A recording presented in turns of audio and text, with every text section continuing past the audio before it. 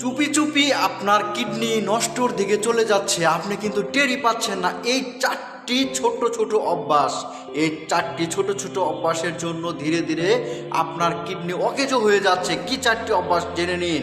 এক নাম্বার হচ্ছে পানি কম খাওয়া। যদি পর্যাপ্ত পরিমাণে পানি না খান তাহলে এই যে কিডনিতে জমে থাকা যে টক্সিন পদার্থ, বিষাক্ত টক্সিন পদার্থগুলো, আমরা সারা দিন যেসব খাবার খাওয়ার পরে যে টক্সিন জমে থাকে সেই টক্সিন পদার্থগুলো কিন্তু বের হইতে পারে না।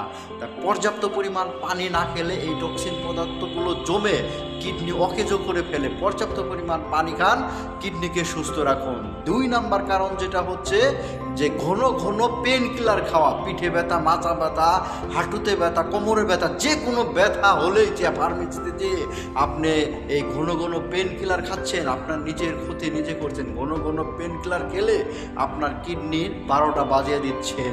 2 নাম্বার হচ্ছে আপনার পাতে যদি লবণ না থাকে আপনার খাবার ভালো লাগে না। এই অভ্যাসটি ত্যাগ করুন। কারণ আপনি যদি পাতে লবণ খান, যদি খাবারের সাথে যদি আলগা লবণ খান, তাহলে কিন্তু আপনার নিজের ক্ষতি নিজেই করতেছেন। 4 নাম্বার যেটা হচ্ছে ধূমপান ও অ্যালকোহল এড়িয়ে চলা। ধূমপান ও অ্যালকোহল কিন্তু কিডনির কোষের উপরে মারাত্মক প্রভাব ফেলে। তাই ধূমপান অ্যালকোহল এড়িয়ে চলুন, সুস্থ জীবনযাপন করুন। ভিডিওটি ভালো লাগলে সবার মাঝে শেয়ার করে দিন।